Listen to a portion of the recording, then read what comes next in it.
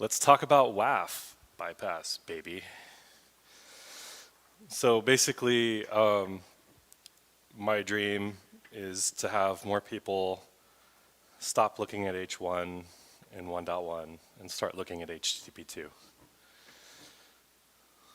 So just a disclaimer, everything stated here in this talk is to be considered my opinion and not an official representation of my employer. Some assembly required. Each sold separately, batteries not included. Keep out of the reach of small children. And also, please don't test websites or servers that you do not have prior permission to test. That would be bad. So a little bit about me. Who am I? My name is Brett Gravois, formerly Security Panda of the Twitters. That is my email address. I am an application security enthusiast. I'm a tester of pens, breaker of web apps, maker of tasty food, and the owner of a majestic beard.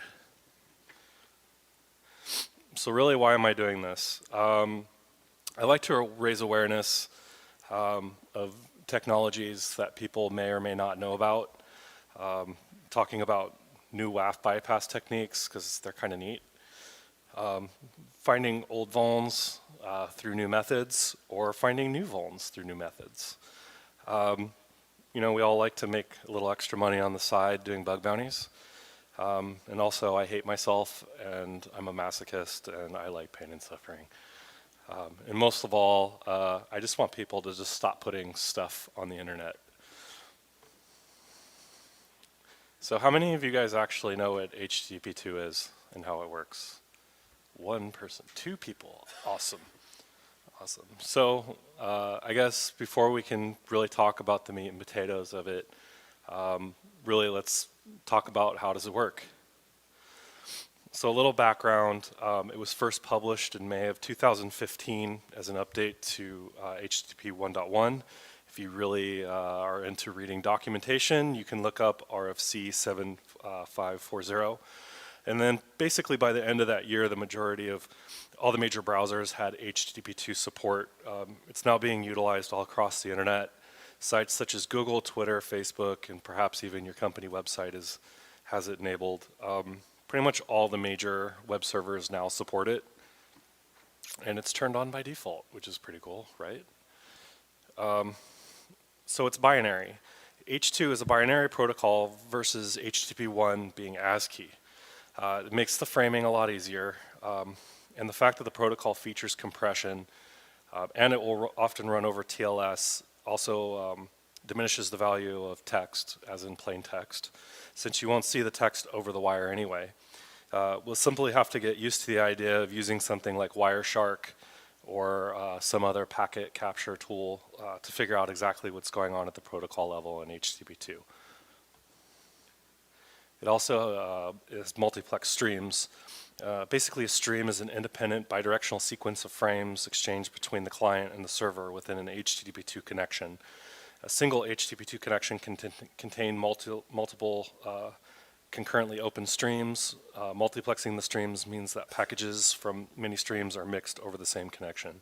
So basically, you're looking at one connection between the client to the server. However, there can be multiple streams within that connection. It also has header compression. Both HTTPS and Spidey compression were found to be vulnerable for the breach and crime attacks. So basically what they ended up doing is they ended up creating what's called HPAC, which is the header compression for H2, which, as the name suggests, is a compression format especially crafted for H2 headers and is being specified in a separate internet draft. The new format, together with other countermeasures, should make it harder to exploit the compression. So as of right now, we're basically running into people doing things like HPAC bombs and slow LoRa's types of attacks to attack HPAC, but it is actually getting better. HTTP2 actually also has a server push, which is also known as a cache push. So basically what the idea is that the client will request resource X, and then the server will pretty much intuitively go, well, people that ask for X will also ask for Y and Z, so it'll go ahead and load it in the background.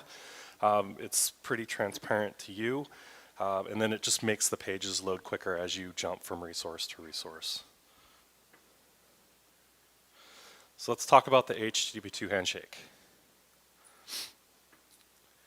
So over HTTP, which is an unsecure connection, a client makes a request for the URI without prior knowledge about the support for HTTP2. On the next hop, it uses the HTTP upgrade mechanism. The client does so by making an HTTP 1.1 request that includes an upgrade header field with the H2C token. And H2C basically means that it's HTTP2 but in clear text. So I don't know if you guys can see it. I'll walk down here and point it out just in case. It's right there.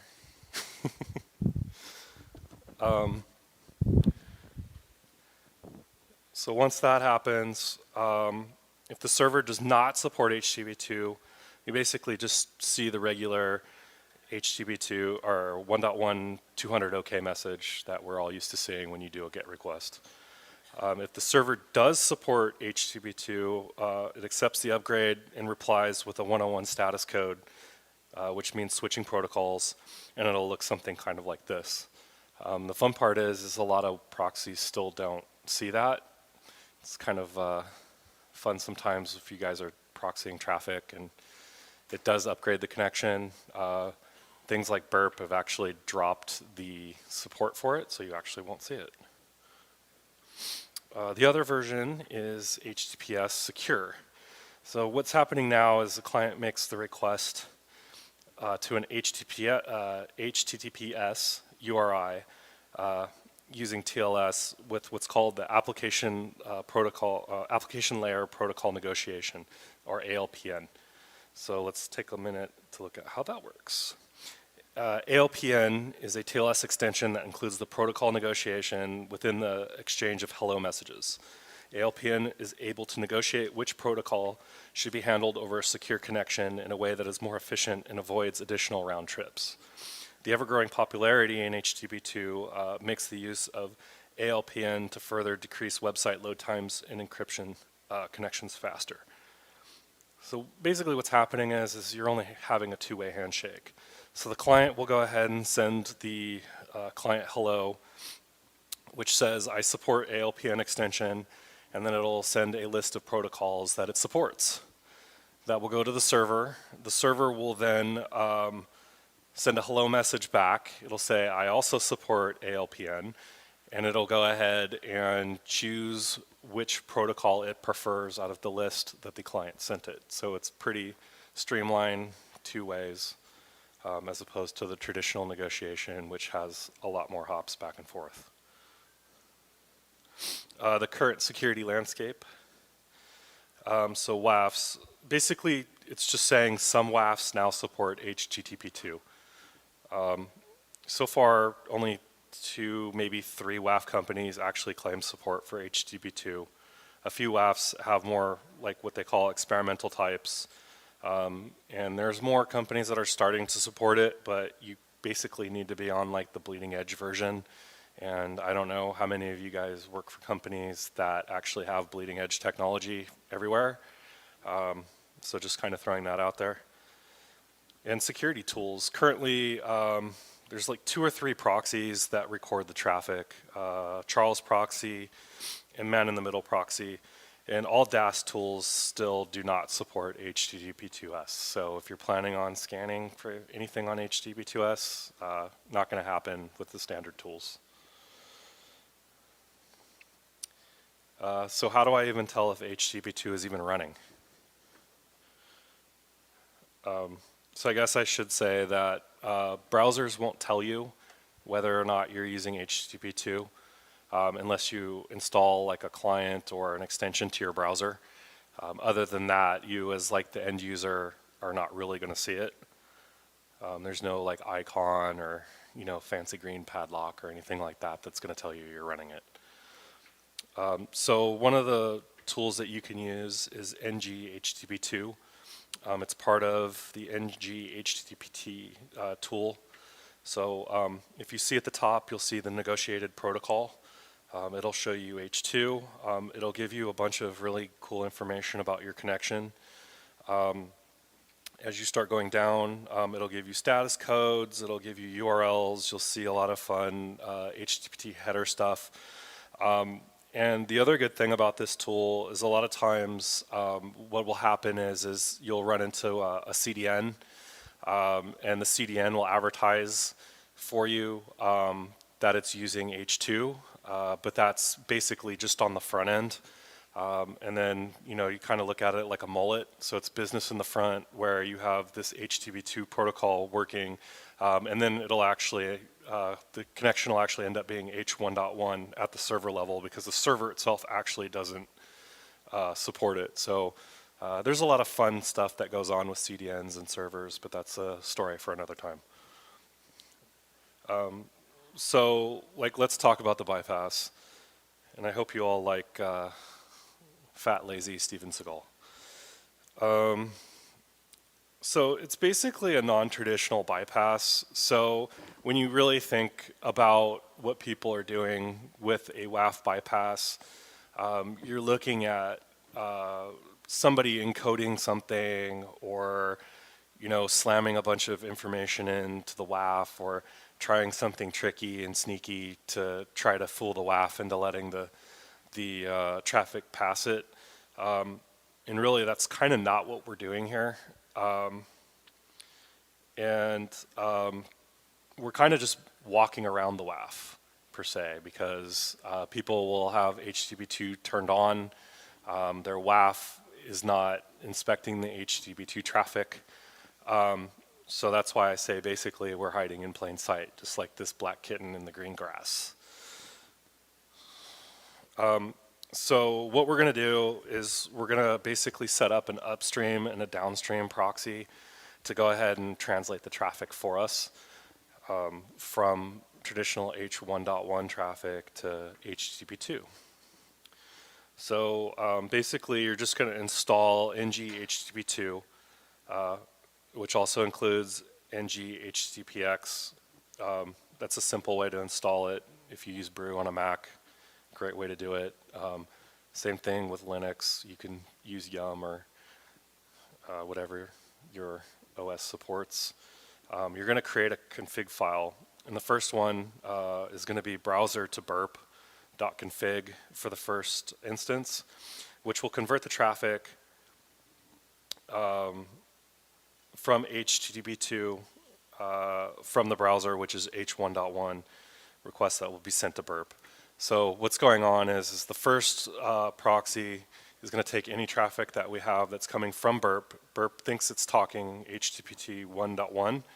It'll send it upstream to the proxy. The proxy will then translate it to HTTP2 traffic, and then it'll go on to the server as HTTP2. Then you're going to basically create what's a burp to server config for the second instance. So we're making sure that all the traffic that's coming back is hitting the second proxy. That's going to take the H2 traffic and then convert it over to H1.1. Then we create a self-signed PIN key and a self-signed cert for the config file because it won't work. Just remember that we're using HTTP2, which is over TLS.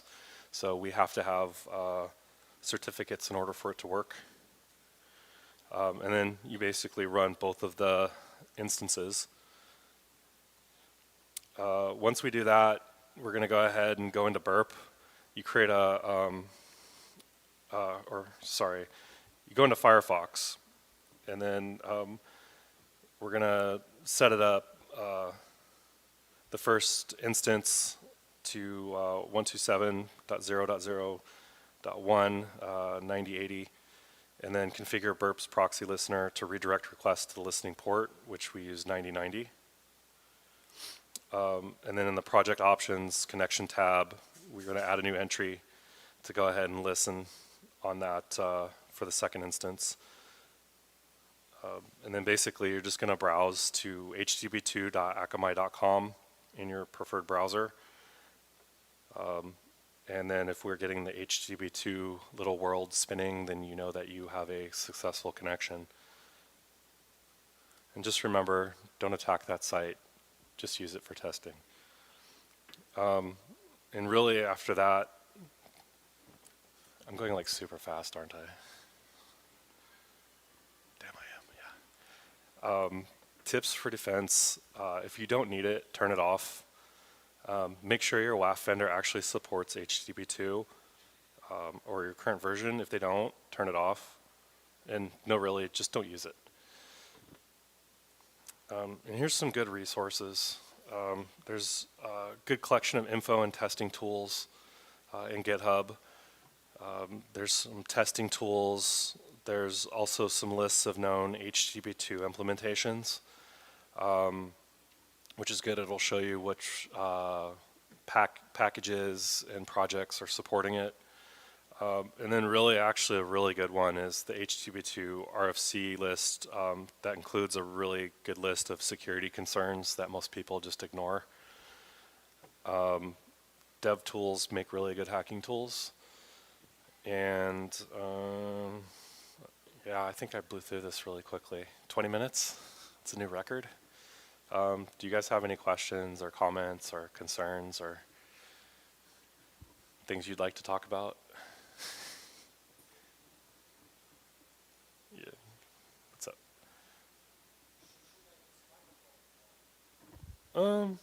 I can repeat it back, whatever.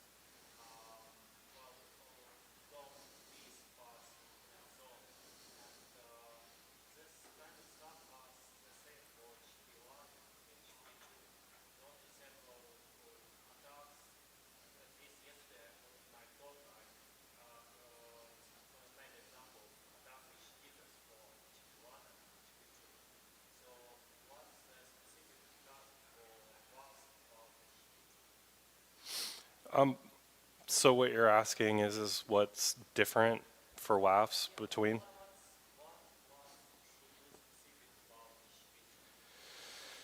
I mean, it's basically doing the same thing on both protocols. I mean, or it should be. So it should be protocol independent, I guess, as far as what we're talking about. So like you're saying, it's looking for DOM-based attacks, cross-site scripting, it's looking for SQL injections and things like that. But if it doesn't support that protocol or it doesn't know that that protocol is there, I guess. But what you're asking is what should it do? It comes down to the protocol stack mostly. If,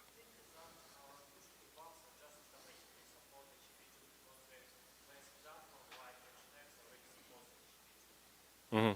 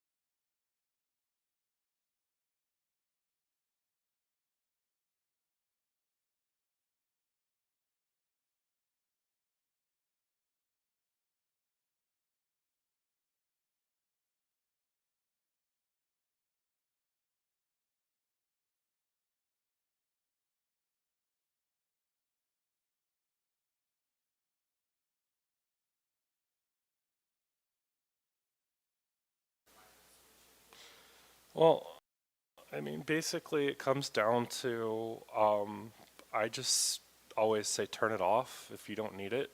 It comes down to any technology. If you don't need that service, um, I always say turn it off. And if you can't turn it off, then it's time to invest the money into upgrading your gear. And I mean, I know what you're saying, but I mean, it comes down to when you look at security, it's, can you fix it? No. Can you patch it? No. And then you start looking at like, what's my compensation controls and mitigation techniques that you're going to use? And so you have to look at, if you're going to continue as a company, if you're going to continue using it, then, you could put an upstream and downstream proxy, but it's going to slow your traffic down doing that. And it's per connection, so you have to remember it's one connection per. So every client that's talking to a server, you get one connection, so you would have to have like a bunch of different proxies behind your firewall doing that in order to make that a viable solution. So if you only had like say 3 customers connecting to your website and you had 3 proxies that were translating it, then that would work. I mean, you could probably use other, uh, networking devices to go ahead and translate it too. I'm pretty sure if I had enough time, I could probably look it up and figure that out. But that one, I usually just say upgrade or turn it off at this point.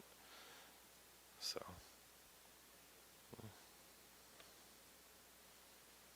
Anybody else? Going once, going twice? Sold. I feel really bad. That was like 26 minutes, huh? I can do shadow puppets if you want. Anyway, if you guys want to get a hold of me, that's my email address. You can send me hate mail, or we can argue over the internet, or you can tell me how awesome my beard is. But other than that, that's all I got. I'm sorry I ran through it so quick. I get excited sometimes, and I just get going at a really fast pace. But thanks for showing up, and